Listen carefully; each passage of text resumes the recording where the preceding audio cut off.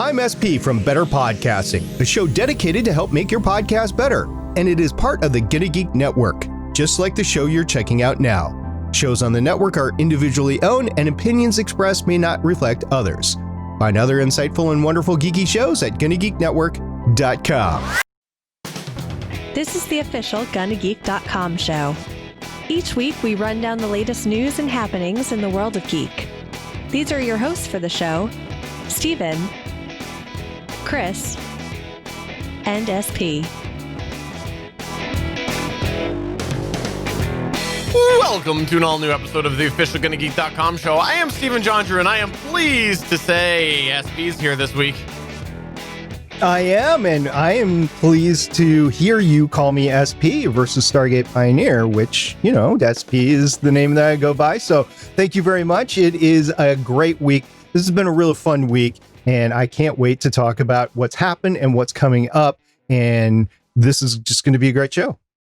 Mr. Pioneer, before we get started, let's address the elephant in the room. The elephant in the room is that Chris Farrell's not here this week, and he's not here this week because, quote, I hate you, Steven, end quote. That's why he's not here this week, but maybe next week he'll return.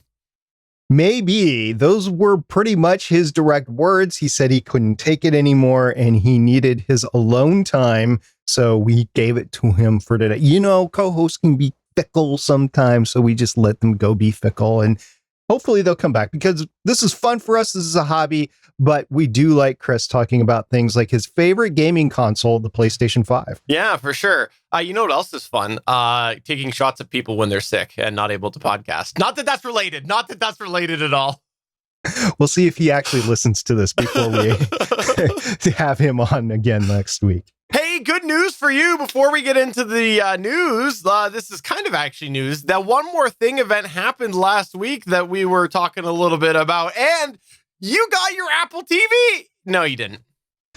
No, I didn't. We'll talk about Apple TV later on in the show, but there was no Apple TV 6th generation announcement in here, and I almost think I know why now, but we'll leave that one for later. Well, actually, just a couple of minutes from now. So what happened at the One More Thing announcement on Tuesday, November 10th, 2020, was they announced 3 new computers that are all powered by Apple's new M1 chip. There was the new MacBook Air, the new 13-inch MacBook Pro, and a new Mac Mini. Now, the new Mac Mini has 2 Thunderbolt USB 4 ports, 1 HDMI 2.0 port, 2 USB-A ports, and a 3.5 millimeter headphone jack, as well as an Ethernet port in. It does have Wi-Fi. It does have Bluetooth 5.0. It has incredible Geekbench scores, some of the best scores for a single core of any processor that Mac has used in the past, and it almost to a T outdoes the Windows laptops that are out there in the same class. Now, I do have a question, though. I have a retired, it's still sitting right next to the entertainment center, but I have a retired old Windows PC box. It has been upgraded to the current Windows, but it is such a dog. It's a Pentium 4, if I remember correctly. It's on its last legs, and it doesn't really... It's not capable of giving me the streams that I want.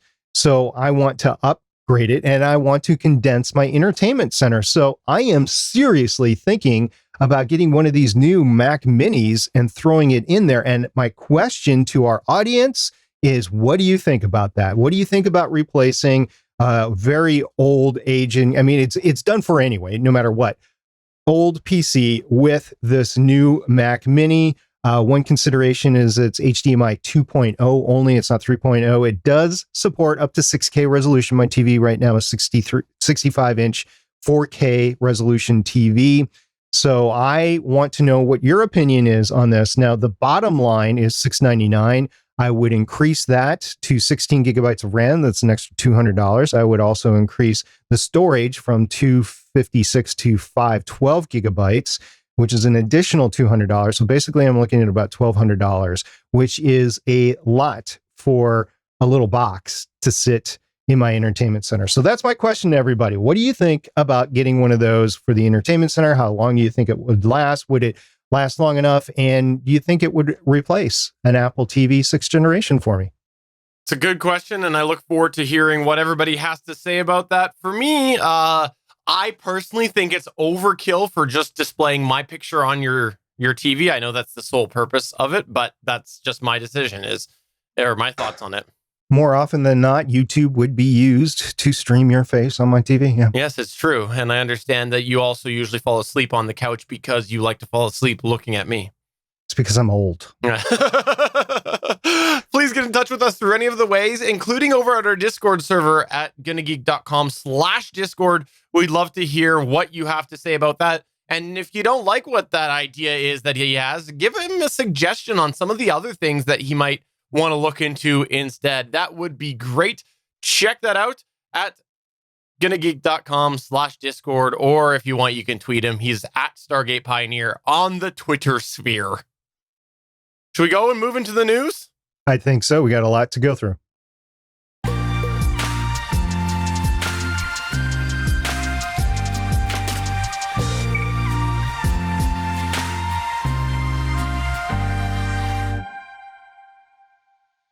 Is a lot of news today. Let's start off with one of the things that kind of made me scratch my head earlier this week. It's all about Google Photos. This is a quick hit that we're going to touch on. Google Photos has announced that they will be ending the free service that they have on Google Photos. As Google Photos currently stands, there's two different options that you can get. You can either have it so that you are uploading at full quality, or you can have it so that you're uploading at a compressed quality.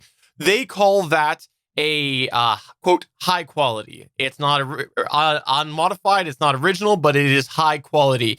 And as it currently stands, you get unlimited high quality upload, basically a compressed version. But this past week, on November 11th, they did send out an email announcing that starting on June 1st, 2021, all new photos and videos backed up in high quality will count towards the free 15 gigabytes of storage. So essentially the way this is going to work is that they're going to switch over to the model that is on the uncompressed, which is the fact that it eats up your Google Drive or your Google One, whichever storage name you want to use, out of that allocation. Like, I personally upload everything in full quality. So this is a non-issue for me because I'm already paying for that because my Google Photos is already coming out of my Drive amount. But if you are someone who is using this as a free upload service as of June 1st, 2021, you will now have to go and pay for additional storage if you want to keep doing that, if it goes above 15 gigs. It's something that I think will be interesting to see how that all works out, how that all shakes down. There was a poll that I saw on Android Authority, and they did a little poll to see whether people will pay, the people who are taking the poll would pay for Google Photos. And the majority of people at 48% said no, they'll look for free alternatives. And there are free alternatives with things like Amazon Photos and things like that. So how long those alternatives will last, that's a whole other question. I personally like Google Photos. It works really well with my Google infrastructure that I've got with my Android devices and things like that. But I think that, yeah, this will probably pull a lot of people away from that. I can see that. I'm not surprised by this at all. The fact that Google went to a paid structure everywhere else seems to be going that way. I actually had to upgrade my iCloud storage to a paid tier before I got my new iPhone in order to make sure I didn't lose any data along the way. Probably need to do a little bit better job of curating that data, but I still like that data. It's all the data that I've had since my iPhone 4S in 2011. So I'd like to keep a lot of the photos and the videos and that sort of thing.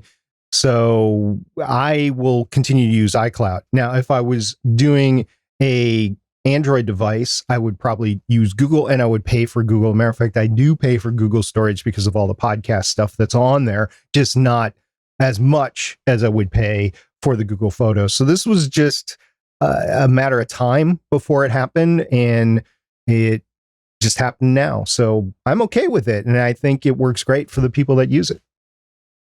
I'm a big fan of the Google Photos layout. I think it works really well. And I really like their automatic, whatever you call it, mated tagging or whatever, where I put in Celica and it shows me a picture of my Celica that I once had when I was young. Like, you know, it's amazing how the sort of things that identifies. Like I put in fridge and it pulls up a bunch of photos that had a fridge in it. So it's quite amazing, and I like that aspect of it. That would be awesome, because there's been a ton of times where I've been looking through my old photos and I've had, it's the image naming structure on the photo, right? Yeah. And I'm looking for a picture of my old truck that I used to have in the 90s, and I'll throw in, truck or 1999 or, something like that to get the picture of the truck coming up, and it just doesn't work on Windows. And it would be great to switch over to Google Photos and get that. So it might entice me to go over. We'll see.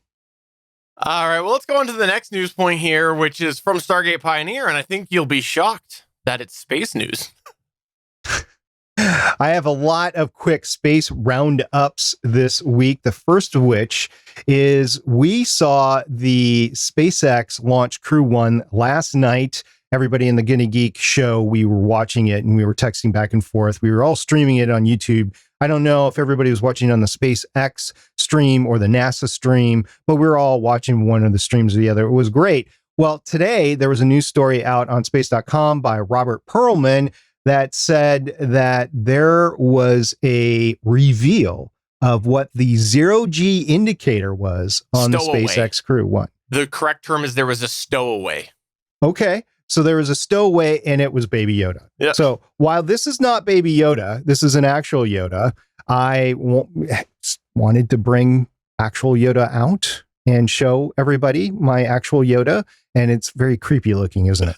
It is, but you could have made this right if you had just thought a little bit ahead, because you have the Yoda aspect of Baby Yoda. If you had just put on a diaper and put a pacifier in your mouth, you would have had the baby and the Yoda, but you just fell apart. So way to go. Well, yeah, I have heard from my ex-wife that I'm quite the baby from time to time. Anyway, so what happened here is NASA and SpaceX successfully launched their first commercial crew operational flight, which was dubbed Crew 1, to the International Space Station last night. It will set to dock like an hour after we're done recording this episode. So Crew 1 consists of Commander Michael Hopkins, pilot Victor Glover, and mission specialists Shannon Walker and Soshi Nugurshi.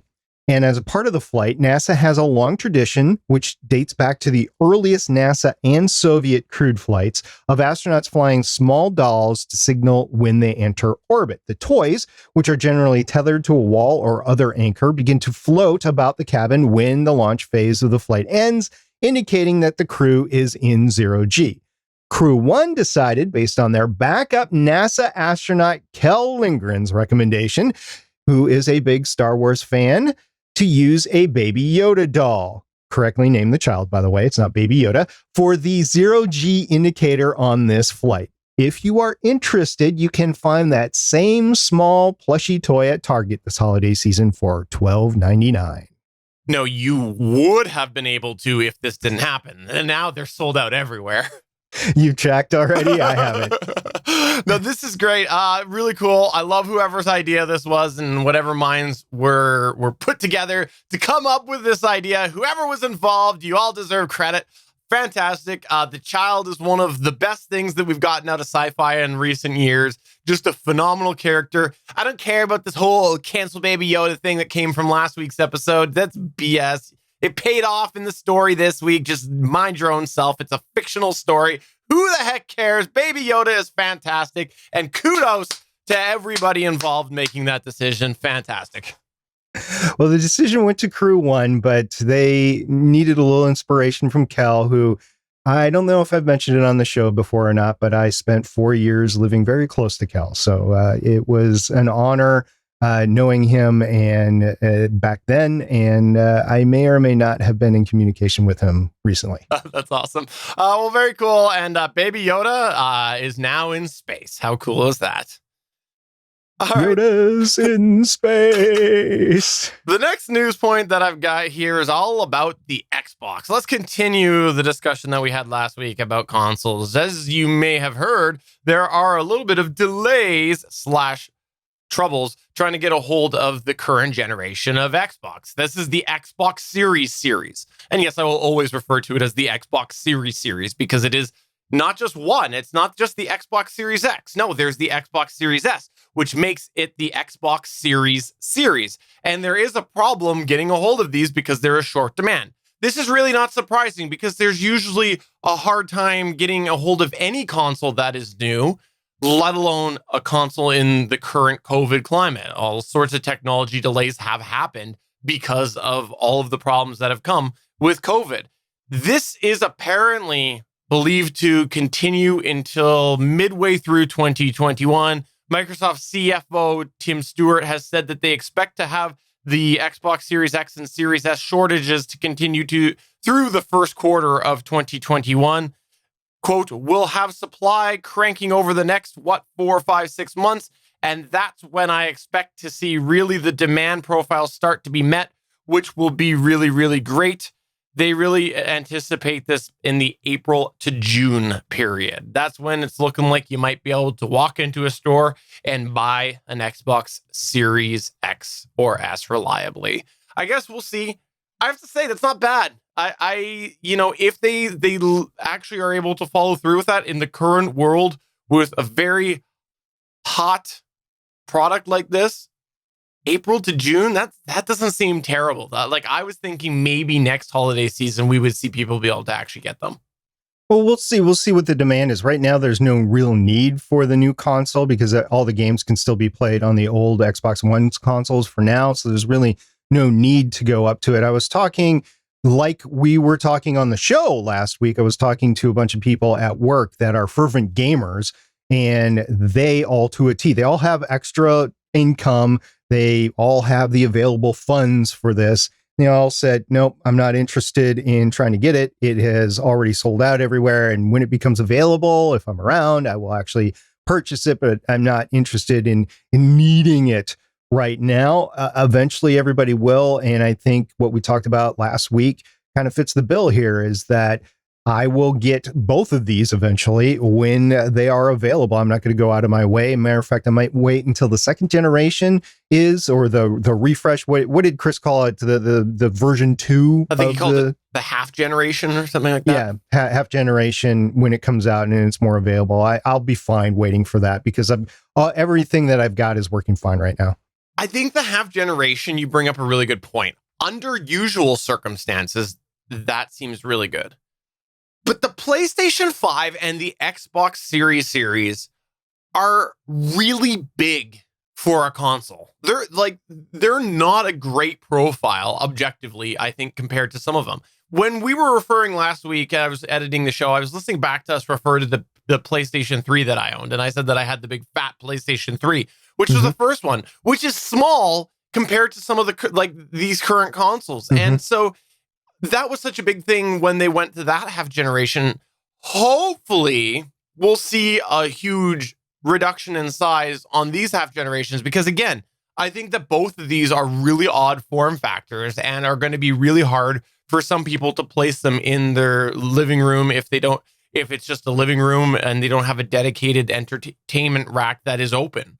I think they're both very odd designs.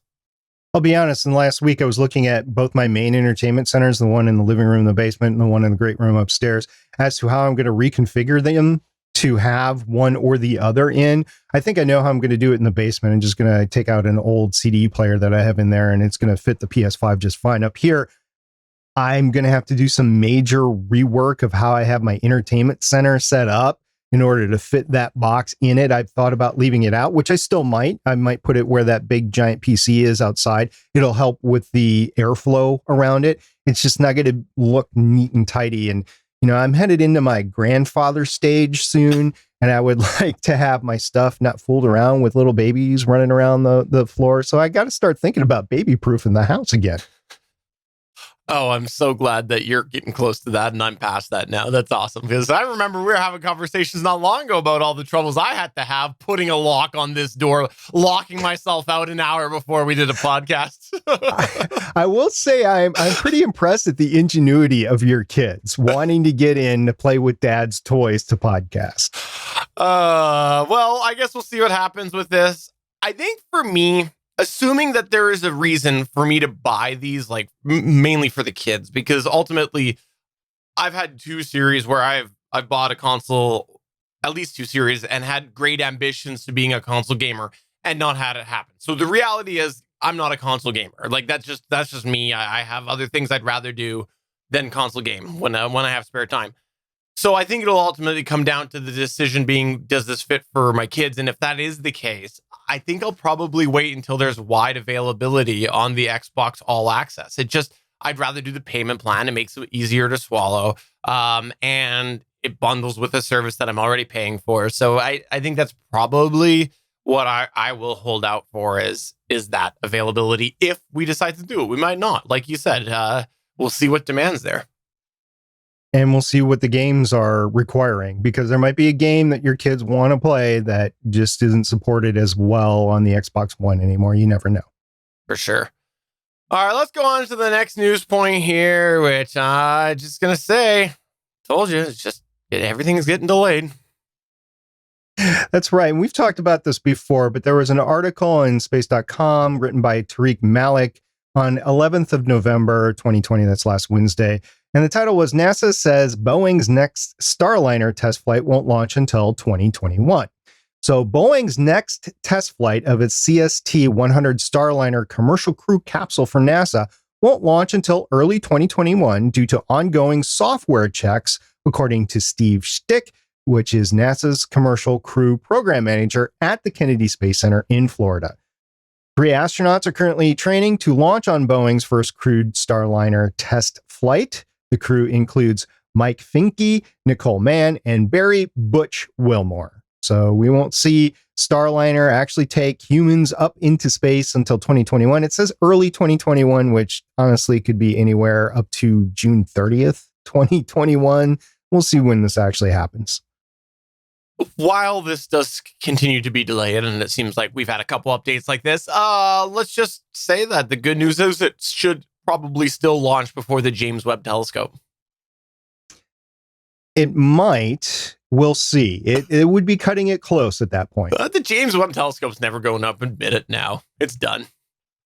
Why is it? I know the only reason it would be done would be because of the scarcity of large launch vehicles, but it's not even going on a U.S. rocket. It's going on the Ariane 5. It's constantly delayed. That's all. Is the James Webb? It's like you've been talking about that since episode 1 of this show. I'm pretty sure it is, after the crewed stuff here, it is priority number 1 for NASA. That would be good. I actually heard, by the way, just side note, I heard someone on the radio start to talk about the James Webb, like, I don't know, it was a month ago. And they were talking about how essentially all the things you've talked about on here about how the Hubble is so out of date and blah, blah, blah. And I'm like, finally somebody else has noticed that on the media. I've been rewatching Cosmos, a Space-Time Odyssey on Amazon Prime, and it was made in 2014. And a large majority of the episodes talk about sensing into the universe. And it basically states the need in 2014 of James Webb without identifying James Webb. It's just the type of imaging that it's going to do in the lower infrared wavelengths is going to be far superior to the Hubble. It doesn't say Webb is going to be better than the Hubble, but it does say that the type of sensing done in the infrared is better than anything that you could get in the visual area. Now, visual telescopes still have a place, but if you can get in that infrared, you can do far more science than you can with the visual wavelength. So James Webb is going to be important when it actually gets up there. And assuming it works, which is a big assumption, it will give us astounding science within 6 months of it being in orbit. Well, we'll look forward to finding out when this back to the point at hand, when the actual Starliner next test happens. Because I think the more private entities that are doing this, the better it is. Indeed. Well, moving on to the next news point here. It's more space stuff. SP, you know that there's 3 things that I really, really love about space. Number 1 is Baby Yoda in space. Number 2 is space conspiracy theories. Hashtag flat earth. Hashtag moon landing never happened. Hashtag Suncast is responsible for the rover not responding. And the third thing that I like is alien probes. And you're going to tell me a little bit about probes, right? I am. It's not an SP Space Symposium this week, but we are going to give a couple of updates on what's going on in space, specifically Mars. So the UAE, or the United Arab Emirates, they launched a Martian probe this past year. I don't think I've talked about it on the podcast this year. There was 3 probes that were launched. The Chinese launched a probe. We launched a probe. The Europeans were going to launch a probe, but didn't. And the UAE launched a probe. It's going to get to Mars on February 9th. Now, the mission is called HOPE from the UAE. It's one of the 3 missions that I was talking about. The UAE is using the mission as a spur to encourage science innovation among research and educators in their country, and will mark the 50th entity, or it will mark the 5th entity or country to successfully send a mission to Mars. It will also mark the 50th anniversary of the UAE as a country. The spacecraft is expected to remain in orbit and gathering data for at least a full Martian year, which is 687 Earth days. I'm not sure how many days that is in Canadian, but it is 686 Earth days. And that's what we use in the United States of America as Earth days. Now, there is another update that I want to give for SpaceX's Starship SN8 prototype, by the way. It had fired its test engines for the 3rd time last week, but it encountered a problem. In a Space.com article by Mike Wall, the SpaceX Starship developmental prototype SN8, which is the latest prototype in the series, the vehicle encountered an issue following its first rocket engine test firing on Thursday night, November 12, 2020. The cause of the issue is not yet known at this time. However, a relief burst disk, that's what it's called, quote, burst disk, unquote, functioned properly to relieve the pressure in the fuel tank and saved the prototype SN8 for future tests. So while it was a setback, at least Elon Musk didn't blow this one up this time. They're just going to start referring to blowing things up as pulling an Elon. That's what it's going to be. I've been known to blow a thing or two up in my past. And it might have been a rocket or two. Yeah. Developmental rocket. Yeah, that's me and explosions right there. Let me guess. You're the one that bombed Mars. No, I have not been responsible for that, but I have been responsible for a couple of test rockets auguring in, as we called it, into the Earth. All right, well, moving on to the next news point here. Hey, SP, I got some good news for you. I know you've been waiting for a long time for this. The HBO Max app is finally coming to the Fire TV. I know that you've been a loyal HBO Max / whatever other app they want to call it user for a very long time. I know that that's the only content that you watch is HBO content. And I know that you also only use Fire TV. So I'm pleased to tell you that 6 months after the HBO Max launch, they have announced that the Fire TV will be getting the app as of Tuesday, November 17th. This is essentially been because of the fact that there was a dispute about how HBO users would get HBO through the Fire TV. Apparently, the Prime TV subscribers did have access through the Prime Video offerings, I should say, where you can subscribe to extra channels through the Prime Video. There was an offer in there for subscribing to HBO. And I guess that was the dispute, was that HBO wanted those subscribers to now access through the HBO Max app, but Fire TV, like through Amazon, they were like, no, we want to keep that in Prime TV. So there was a dispute about how that was all going to happen. And apparently this has been settled, aka HBO One, because now what will happen is Prime subscribers will be able to use their Amazon credentials to authenticate themselves through the HBO Max app. So now instead of going into Prime Video on their Fire TV, if they're subscribing through Prime TV, or whatever you call it, they'll be able to just go into HBO Max and use their credentials to log in there. Really weird dispute, but it's finally there. And while I know you don't actually use Fire TV for this, nor do you subscribe to HBO, do you subscribe to HBO? Well, it's part of my cable package, which I still have. But you don't subscribe as an independent app? No. I still think this is worthwhile news because this is one of those things that I firmly believe that these media companies need to make their apps available on all platforms, because we don't want to have one device for one thing, one for another, or a third because it does both of them. Like we want to make sure that we have one device that covers all these different subscription services, because the reality is we don't like having all these subscription services right now. And if you're not on my device, maybe it'll make me not subscribe. I've heard a couple cool things about Apple, a couple series on Apple TV Plus. Don't have a device that supports. I'm not going to check them out right now, even for a month. Not happening. I have a couple of devices that are Fire TV. I have a original Fire TV stick and I have a 4K Fire TV stick. So I could conceivably use this, but most of my other streaming devices are Roku's, which is not supported here, which kind of hurts a little bit. I don't know if you heard the news in the last week or not, but there's a potential that Wonder Woman is going to be on HBO Max. And if that's the case, I'm going to want a capability of actually streaming, because I do want to see that movie. And I don't want to go into a movie theater right now, even to hold your hand, Stephen. It's just not going to happen right now until the current pandemic is very much subsided. So we'll see about that. And I can't wait until HBO is on Roku, because that would simplify things for me. Hopefully it's before Wonder Woman comes out, but if not, then I still have that 4K Fire Stick that I'd be able to do this with.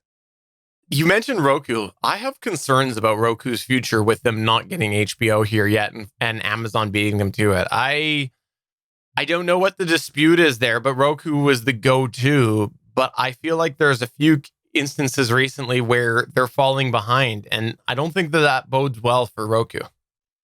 I've heard several stories very concerned about Roku's financial future. So we'll just see where that goes for now. If I have to switch into another device eventually, I will. I do have backup devices. I just didn't want to go wholly into one device with Roku. That's why I do have a Fire TV stick.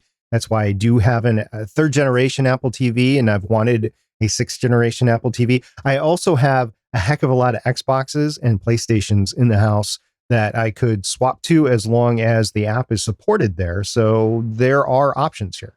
This seems like a good spot for me to insert an impromptu rant about the Google Chromecast with Google TV, the newest version. I finally got it set up. It doesn't have a bloody browser built into it. How ridiculous is that? There's not even one, like a basic version of Chrome in there. And there's not one that you can get from the store. You have to sideload it, and it doesn't work well compared to sideloading it on the Fire TV. So can you load apps though? You can. Well, you can download apps through the store, and then you can sideload apps. And you have to sideload it because there's none that's properly in the store. And you need a browser to side that. Yeah, you need a browser to sideload it? No, you can sideload that using an app that's in the store. So, but yeah, I was really annoyed. It's a problem for me because that's the security camera that I use when I'm viewing it is a local web page. And so I thought I would be able to just open up a browser like I do on my Fire TV. So that this could be a serious problem for me as far as my use case goes. I haven't even tried to use browsers on streaming boxes. That's one of the reasons why I wanted to get a Mac Mini, because there's like Safari that's right on there and Chrome and stuff like that. So this is a foreign concept to me just because I don't use it. It's not like I didn't know about it. I just don't use it. I only use it for my security cameras. Like I said, I open up a web page that's local on the network, and then it opens up my cameras. That's the only way I use it. But yeah, kind of annoying. I'll have to, I don't know. I'll look at some other apps because that's the only use. And if I like the Google TV better, I'll do that over the Fire TV. But yeah, it's remarkably similar to the Fire TV. But the only big win that Google TV already has is I'm not getting stupid Amazon ads. I hate how sometimes the Fire TV will display a big ad for the latest Amazon whatever. Or sometimes right on top. Yeah. Or sometimes it's a half bar that's like Prime Video ad. So it's essentially a genuine ad for a TV. Now, the only reason it's not like just a generic ad is because of the fact that it's advertising something that is available through those Prime channels. So it's still part of their service, but I don't know. I find that annoying, and it comes up more and more lately on Fire TV. So maybe I'll find a solution for my cameras and switch to Google. It's been coming up on the Prime app too on Roku because that's how I've been watching Cosmos Spacetime Odyssey. is through my Roku devices, and those big apps are just right there on the top, and I have to scroll a little bit to get to my most recently watched series, which in this case is Cosmos Spacetime Odyssey. It's just very annoying. I agree. All right, what else do you have in space news? Because I know it's been a very exciting week in space. We got a couple of actually space newses, and then I've got another space-related news, but it's not actual space news. So let's go over the two that are actually space news right now. Mars has a probe to NASA has a probe to Mars, and it's going to land in less than 100 days now. The NASA Perseverance rover is scheduled to touch down in less than 100 days on February 18th, 2021. This is 9 days after the UAE lander. The probe reached the 100-day to landing point on November 10th, 2020. Assuming all goes well, Perseverance will employ the landing strategy pioneered by its predecessor, the Curiosity rover.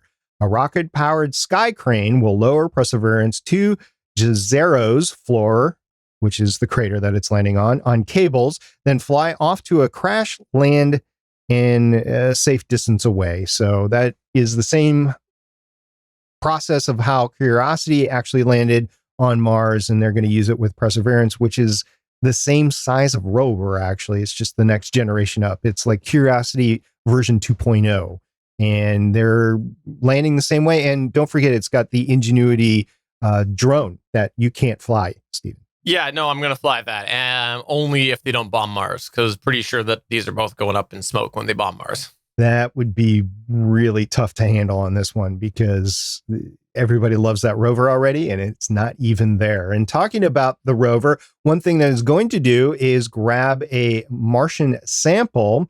And the thing is that there's no mission yet to return the Mars sample. And NASA created an independent review board earlier this year in August to assess their future planned mission for a Martian sample return. And while unanimously supporting the proposed return mission, and they recommended that the team proceed full steam ahead, but the board found that, quote, since the current development schedule necessary to achieve the 2026 launch was judged by the IRB to not be compatible with the recent NASA experience, we believe NASA should replan the program for launches in 2027 and 2028. Ouch. Ouch. I think that's smart. We've seen other things delayed because of current situations and whatnot. And so I think that it makes sense that they slide those dates. Now, here's the question for you. Like, how feasible is the technology that we have right now to send something from Mars? Like, how are we getting that home? Like, do we even have like a concrete concept of how to do that? Yeah, it's called, you put a rocket on there that can take back off and get into Martian orbit and then put yourself in a Pullman transfer orbit back to Earth. Yeah, we know how to do it. It's just the problem of doing it. My concern would be if you take the sample on Mars with Curiosity, let's just say, and Curiosity malfunctions between now and the time that you can get that sample return mission there, you have to be able to extract that sample from wherever it's being stored. And if the vehicle is not responding anymore, can you do it? Yeah, I don't know if it needs power or not. That would be my concern. So to be clear, we're bombing Mars. We've bombed Mars, and we're going to set fire to Mars because you're saying a rocket's involved. I think you're a little bit jealous in Canada that you can't bomb Mars yourself. So you're just portraying that on to me. It's like not being, you live next to the kid next door whose parents are let's tell the truth, whose dad is the fireworks nut. And the dad goes and buys $10,000 worth of Canada Day, in your case, fireworks.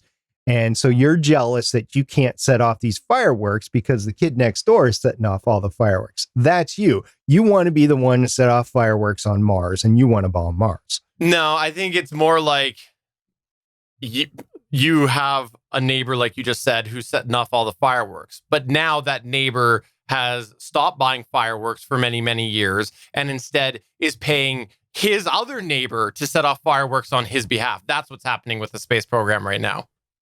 Is again, America government does not own any of this equipment. They are paying a third party.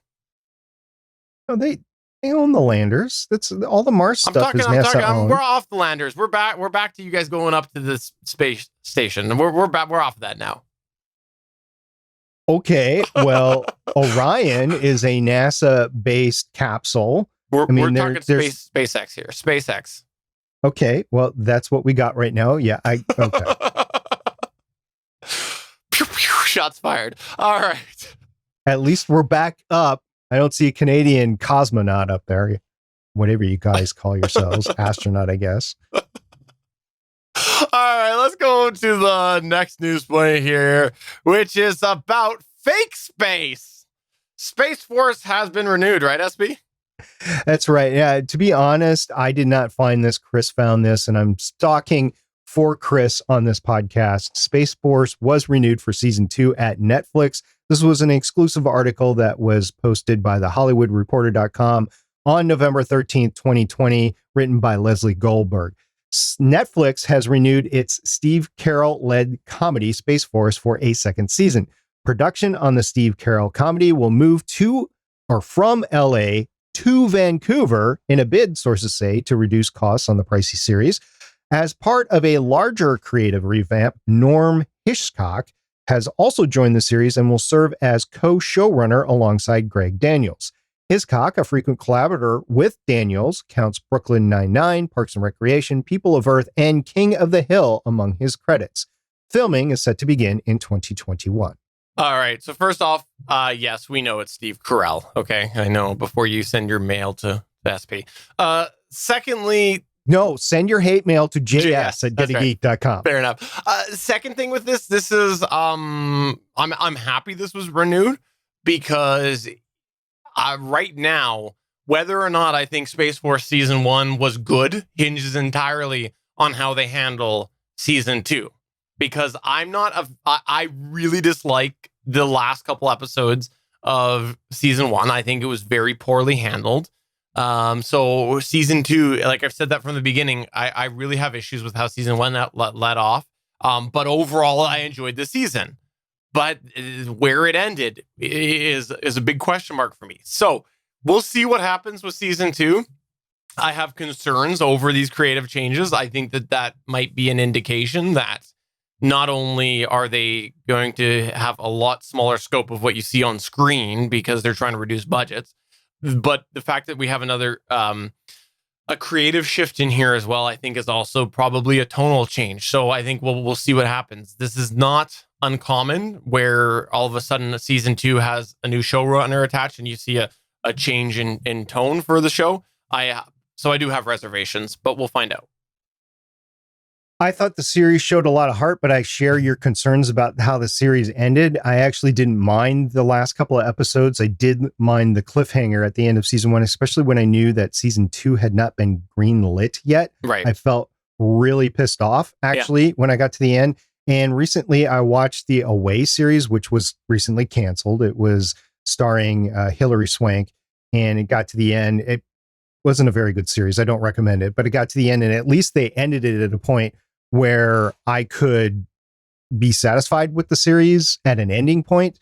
Space Force did not end it was definitely a cliffhanger. It was like, what? This is it? You not only had one cliffhanger, you had 2 major cliffhangers ongoing simultaneously. Yeah. And I just thought that was poor writing because you could have gotten it to a point where it ended, but yet you could have picked it up in season 2. And I'm glad that Netflix gave it a go for season 2.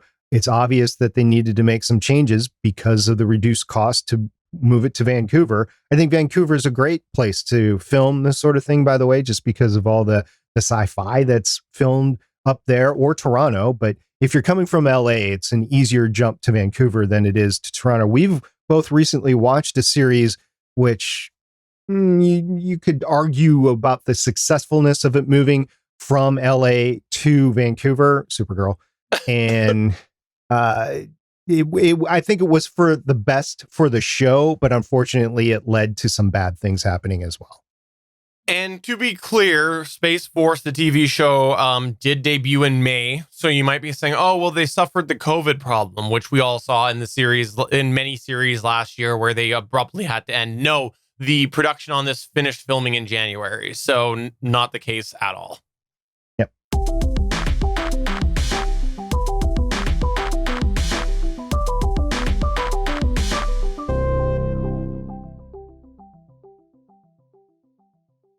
Mr. Pioneer, Stargate, you recently decided that you were going to upgrade to a brand new Pixel 5. So go ahead and tell everybody about that upgrade. Actually, I wouldn't mind using a Pixel 5, maybe as a secondary phone somewhere along the lines. But for right now, I decided to upgrade from my iPhone 8 Plus to and this joke for me, this is a personal joke for me, just because the case was labeled as it, to a new iPhone 2020 large. And I received it on Friday, November 13th, 2020, just a few days ago.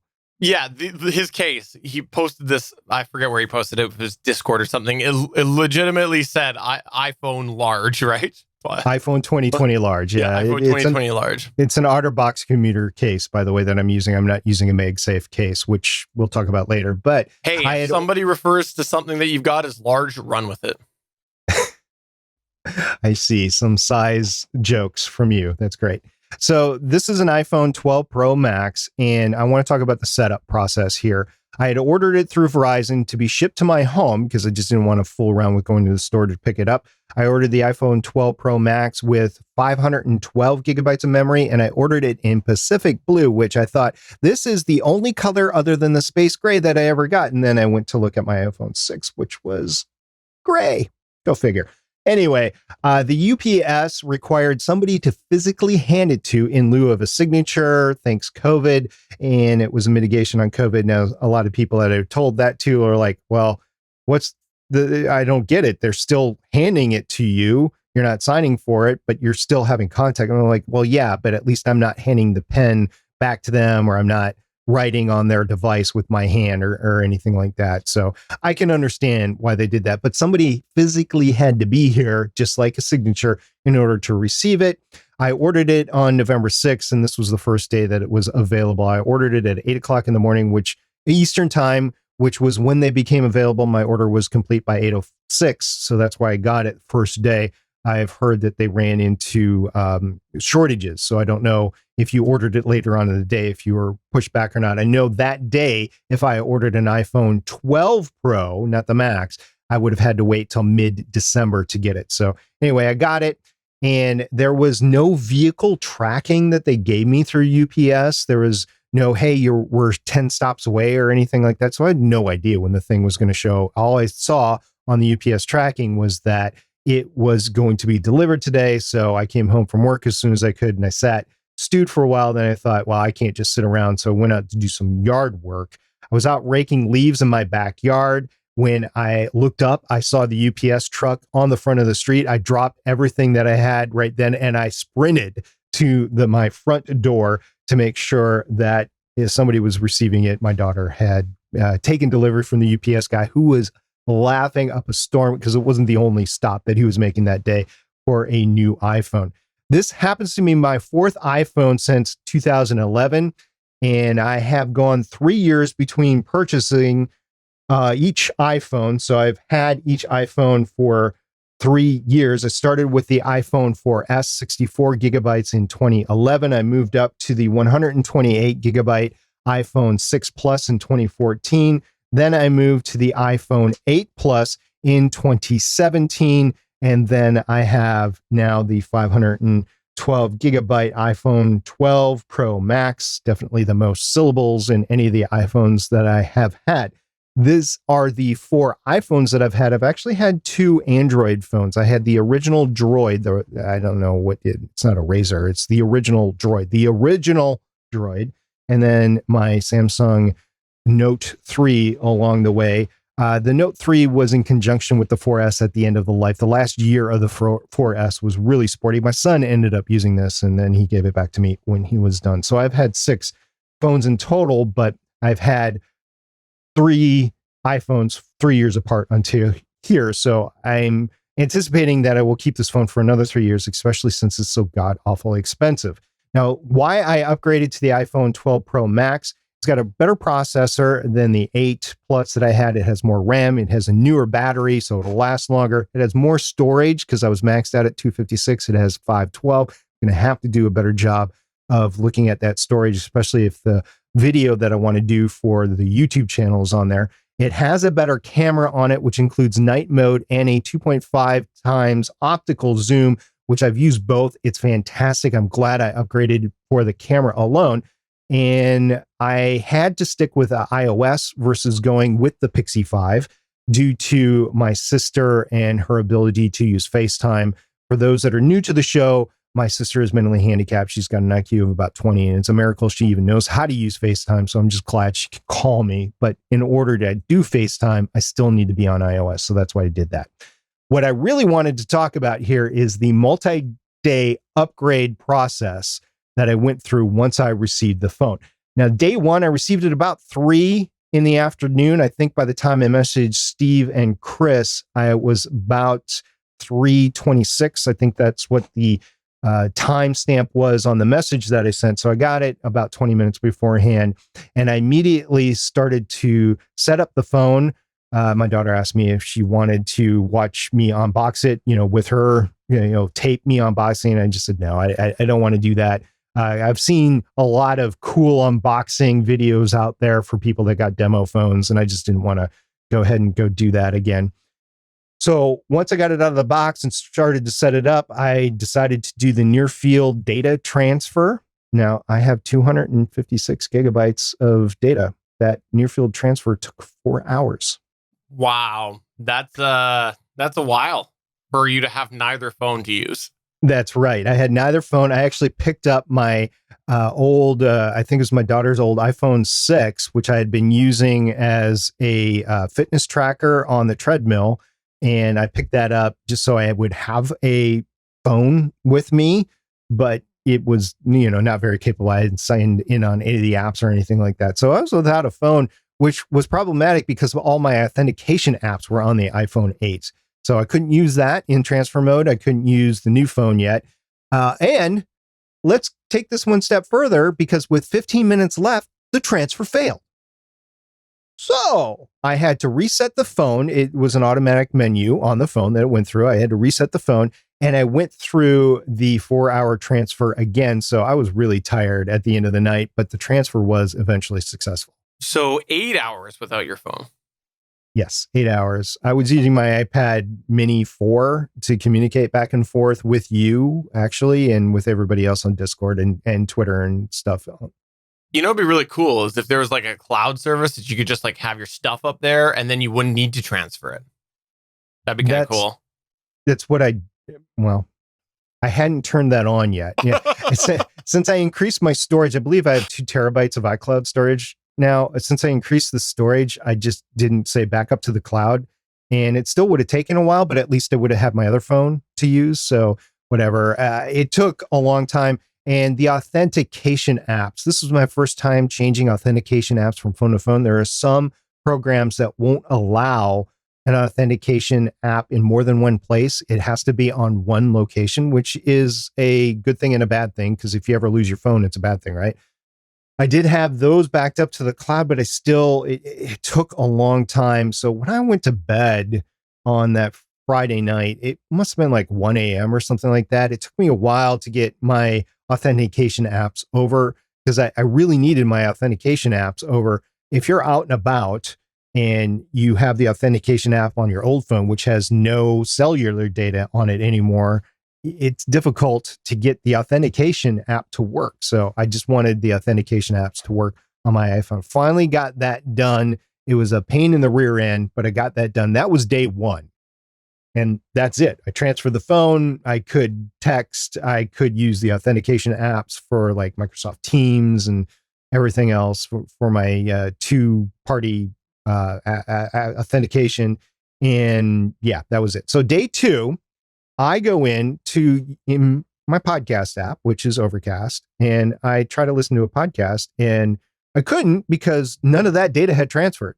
So I find that so annoying. It's the same thing with Android. Certain things transfer, some don't. And I was disappointed. I'm sorry to interrupt you, but I was disappointed to hear you have the same experience because iOS is so bloody closed. I had expected you not to run into this issue, and it's annoying that's a problem on both platforms. They need to have a standard for how that data is transferred. That's so annoying, SP, so I hear you on that.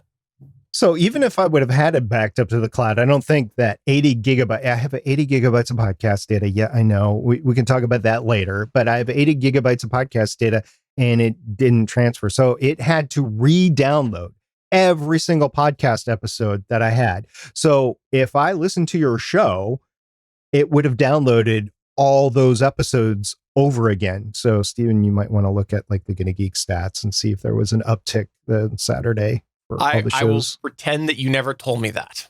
Because you're like, woohoo! Exactly. Listening to everything, which actually, as podcasters ourselves, kind of explain some of the spikes we see. We don't really gain any new listeners. It's somebody transferred their phone and their data all went over. Anyway, so that actually took most of the day. I was in and out of the house. I was doing yard work. Yes, I did have Wi-Fi, but for some reason, every time I shut down the app after a certain time, it stopped downloading shows. So it literally took till that night to download all the episodes. So that was day 2. Now, day 3, I went in and I checked the iOS 14.2 because that's the newest iOS right now. It's the iOS 14.2 settings. I watched several YouTube videos and I probably didn't catch everything, but I did want to make sure that I at least had the big things covered. So I did things like I turned off the preload top hit on Siri and Chrome. That is extra data that comes through the phone all the time, slows down operations of loading web pages, specifically with searches.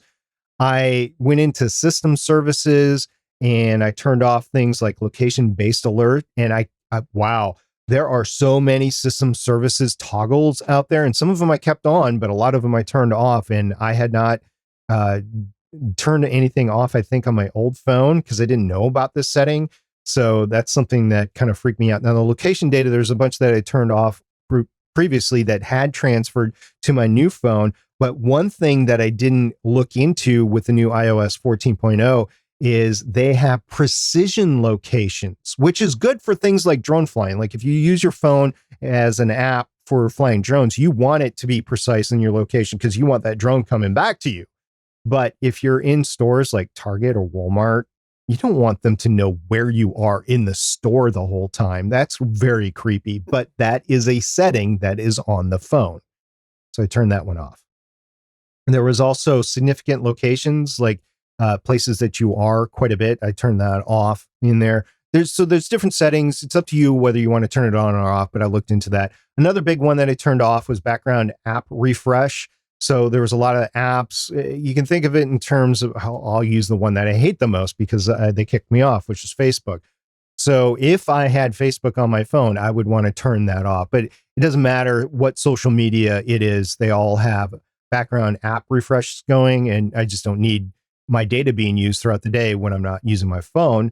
There's also the new exposure notification that came out in iOS 14.0. I actually left that on, even though it's not available in my state, because if I contact somebody and I eventually have access to an app that I can do the exposure notification, I would want that. I've done enough research into it to know it's not an infringement of my personal data, so I'm fine with that. So I left that on.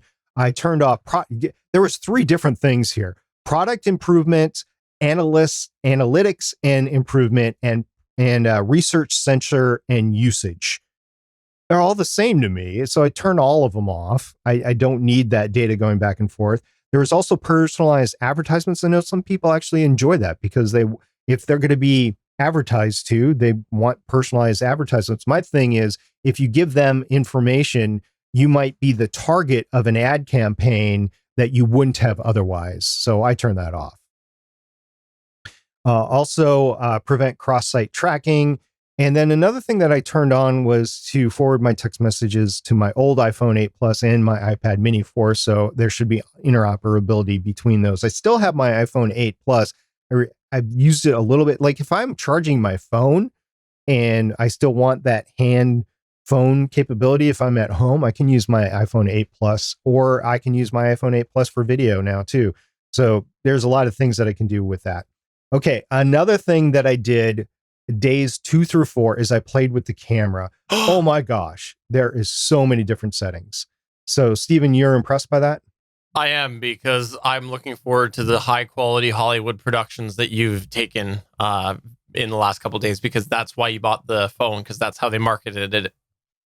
I've already shared a few with you, and let's go through them. So I went through some different options. To be honest with you, I'm no expert whatsoever. It's foreign to me, the options, because remember, I'm coming from an iPhone 8 Plus. It's not like I'm coming from an iPhone 11, which might have the same options with the 3 different cameras, or an iPhone XS even. I'm coming from an iPhone 8. It's 3 years removed, so there's some newer options that are included in here. So I took some slow-mo video, which I was disappointed it was only 1080. I should have known that from the specs anyway. It would be so much better if it was slow-mo with 4K. But there was a windstorm that hit me yesterday. The power went off 3 times. It was a really sporty day. And I took some slow-mo video of the trees. It was just like a 30-second clip. I shared the clip with Steve. Actually shared the clip with everybody in our Discord, which you can find at gonnageek.com/Discord. And you could see the actual 30-second clip, and then you could see the slow-mo 3-minute clip, and you can see the leaves slowly blowing across there, the trees slowly waving back and forth. It was pretty cool, but it was 1080. So if I show it on my big 4K TV, it's all fuzzy. So I'm like, I thought you had this on your old phone. It is. The slow-mo video is on the phone. I had never really played with it. So anyway, I was playing with that. I did play with the nighttime mode. I took some pictures over the weekend of me grilling steak in the dark, and I sent it off to the boys, and they were all hungry for steak after I sent a couple of porterhouses and some strip steak. So Stephen, what would you prefer there, the strip or the porterhouse? Well, I actually was about to open up the package that you sent me. It's still good, right? Yeah. Mm-hmm. There was no dry ice in there. Yeah. I also tonight took some pictures because it was cloudy since I got the phone. But tonight I went out before we recorded the episode. I took some pictures of Saturn and Jupiter with the great convergence that's going on right now, and Mars. And I was pretty impressed.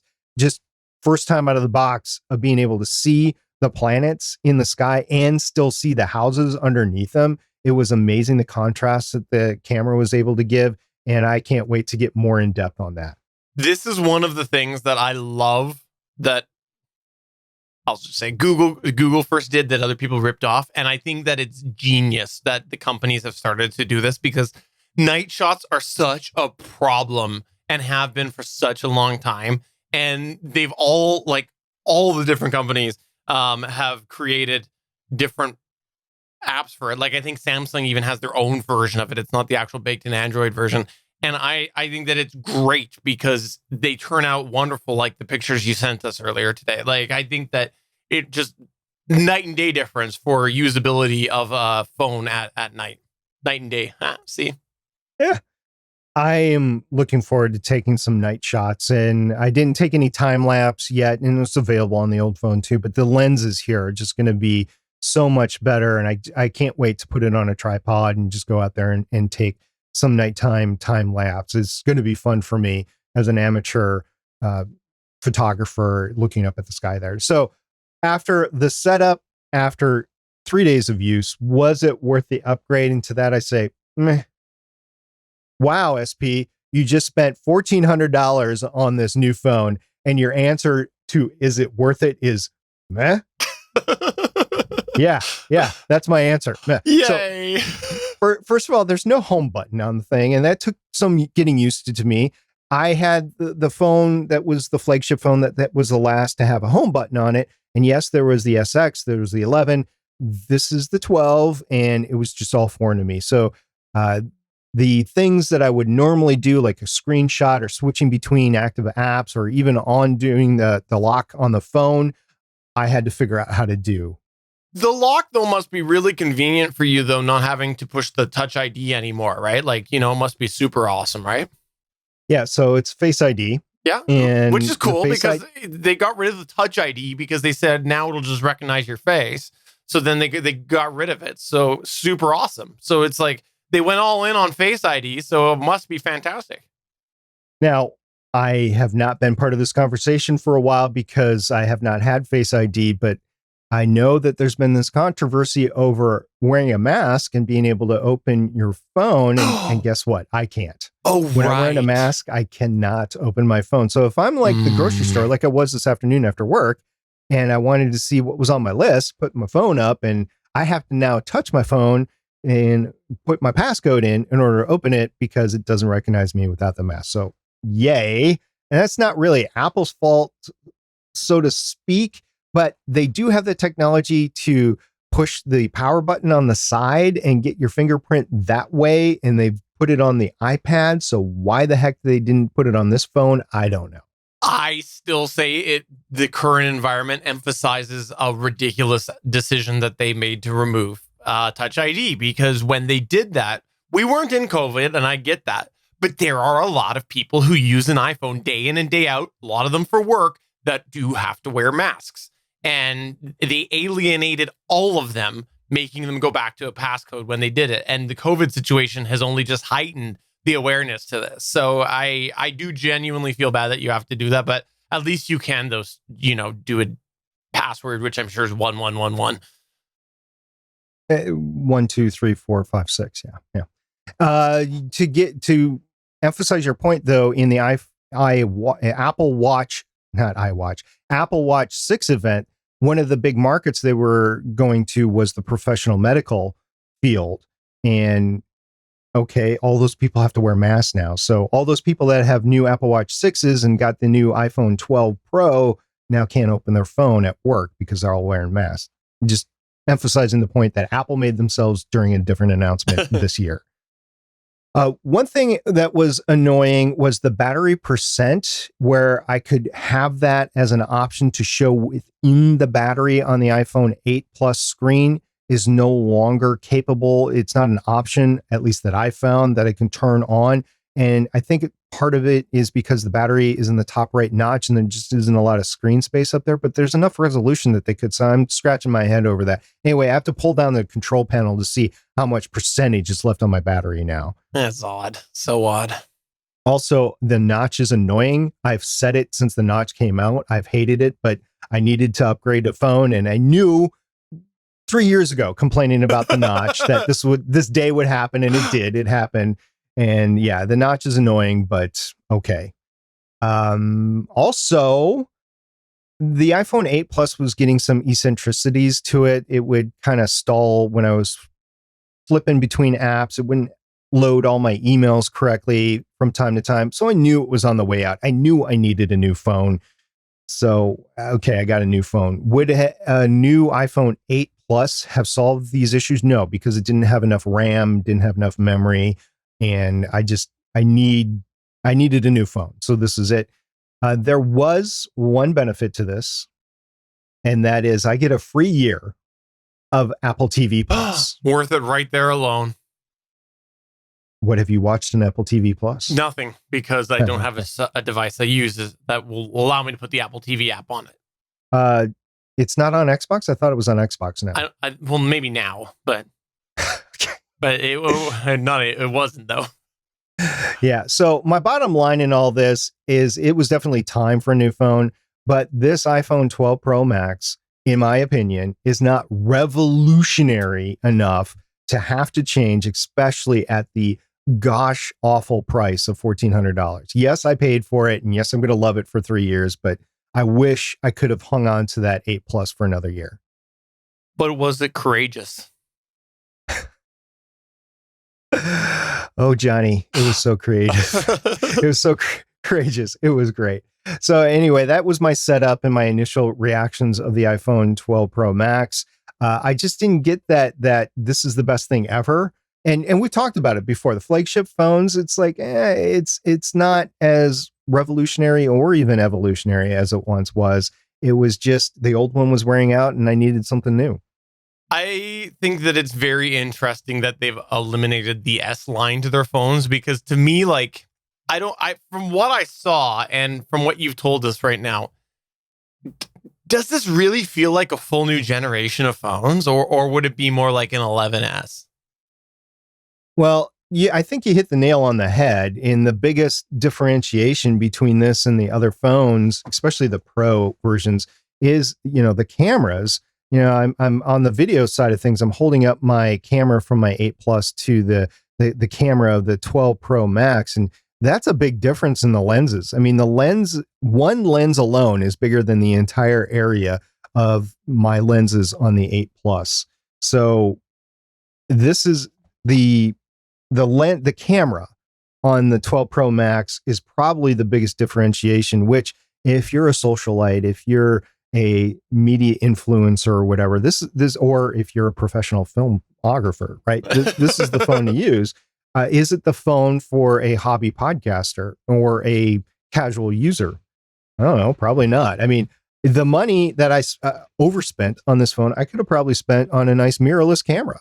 It's a really good point you bring up, and I know we got to wrap up here pretty quick, but I think that that's a really interesting point when you look at the reviews, because back in the day, it was like, let's look to see who's the leader right now. Is it Samsung? Is it Google with their cameras, or is it Apple? And it was a comparison. But now they've differentiated their cameras within their lines.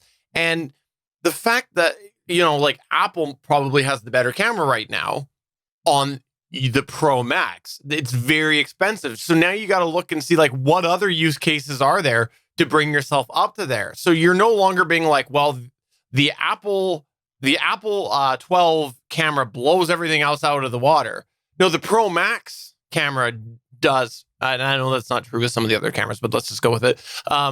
The Pro Max one does, but is everybody, an average consumer like you, really going to want to go and do that? Because not everybody has been planning on upgrading for several years like you.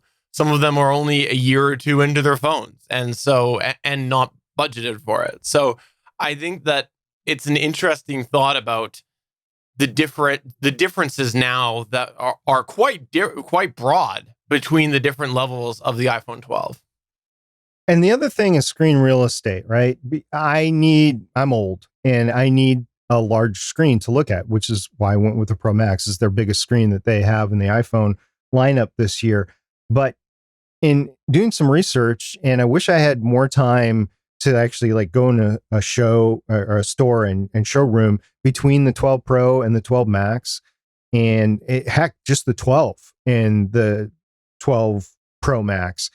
And I would have liked to see if I could have dealt with the screen as easily as I can with the 12 Pro Max. Because I think I can, especially with the 12 Pro in this case. That would save me a little bit of money.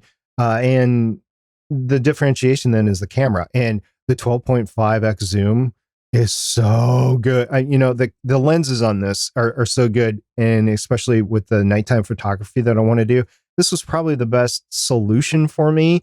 But I just wish I didn't have to do it. I think I could have waited another year with the 8 Plus if it could have lasted another year. Unfortunately, I don't think so. I mean, this phone was great. It got run over by a truck and it's still working, right?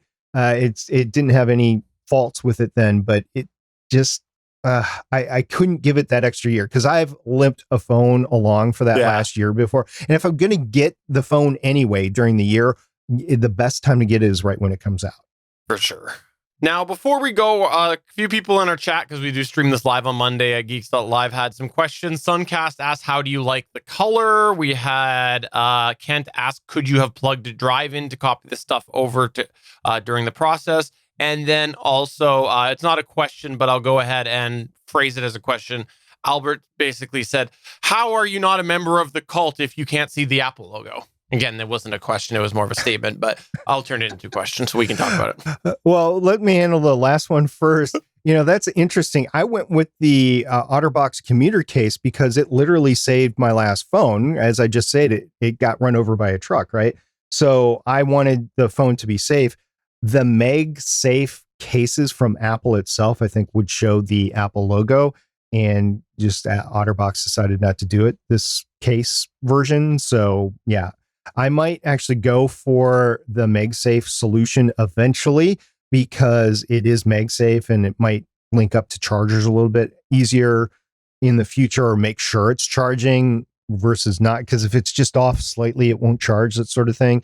So I lost that going with this case, but I wasn't sure that the MagSafe cases were going to protect it as well as the OtterBox. So that's why I chose the OtterBox case without MagSafe, but I wish it did have MagSafe in it. And as far as the Apple logo, every other case that I had have shown the Apple logo. So yeah, I guess I lose that, but I'm not an Apple fanboy.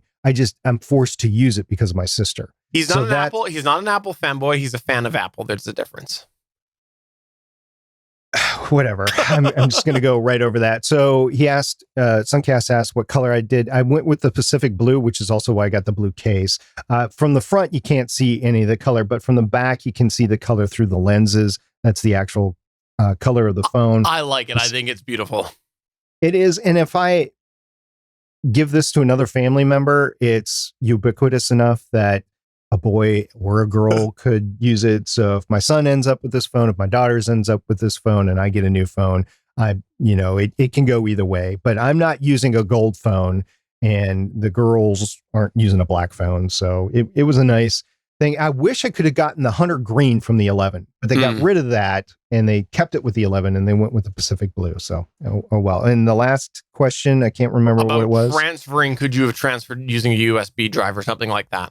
I could have uploaded. Matter of fact, I do. I back up my phone to my laptop, and that's how I did it. But I wanted to try out the near field transfer, and I should have known that it was just going to take forever. And I've done that backup reset from the computer before, and I've had that stop before, so I've had that problem as well as now the near field thing. But eventually, it works, so I've got everything. Well, thanks for sharing your thoughts on there. That's fantastic. I'm really happy that you've got that, and I can pick your brain about all the new Apple things that are on there, and you can talk me out of ever buying an Apple phone in the future. So thank you very much. You're welcome. Yes, I think you are easy to talk out of an iPhone because there's no reason for you to have one. No, seriously, that's awesome. And we look forward to seeing more of your photos and videos, especially the slow-mo one of you doing the whole Neo from the Matrix move going backwards. Yeah, I'm waiting for that one. I'll have to try that this weekend if I don't kill myself doing it. All right. Well, yes, Chris was away this week. If all goes well and he finally stops hating me, he will be back next week. We hope that you join us for next week's episode. We're going to have probably a weird schedule coming up in December, so keep your eyes on Twitter and stuff, because I'm sure at some point we'll decide that we just would rather do stuff but podcast and spend holidays away from each other. We spend holidays away from each other anyway. It's true. That's true. You can come to geeks.live. We do have live content there. Come to Discord. Or better, goodgeek.com/Discord, one of those. And also, if you really, really, really want, tweet at the Chris Farrell and ask him why he hates me. Just go ask him. I think he needs to answer that, and I think the therapy session needs to start. So, yeah. Is there anything that you would like to plug or promote before we go? Would you like to promote that startup company called Apple?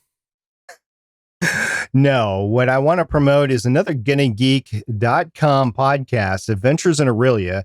Damien, who is the producer of the show and one of the game players on the show, he texted me and he said on our next episode, which should be out next Monday, so a week from today, is the start of a new arc of their campaign when each character ends up with a long personal scene to reintroduce their part in the story. And it makes a great introduction for a new listener, by the way.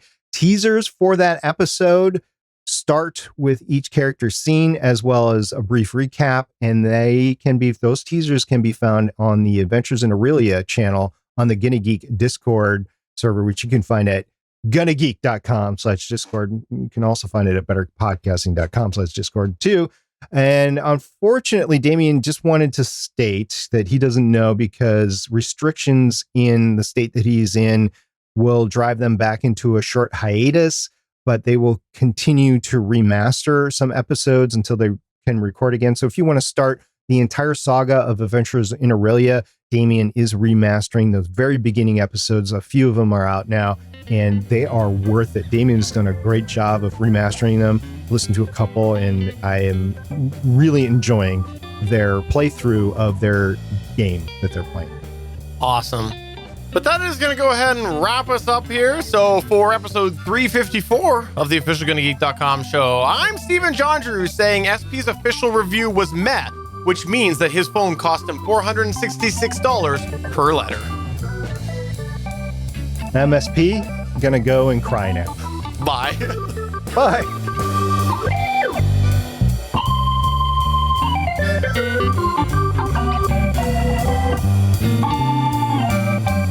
Thanks for checking out another episode of the official GonnaGeek.com show. If you like the show, please give us a 5-star review in Apple Podcasts or a thumbs up on YouTube. You can always join us for our live recording sessions, which stream Mondays at 8:45 p.m. Eastern at www.geeks.live. And remember, you can find our full back catalog at GonnaGeek.com/show. If you're itching for more geeky content, check out other shows on GonnaGeekNetwork.com. Voice work was by Emily Prokop of the Story Behind podcast. That's it for this episode. We hope to see you back again next week.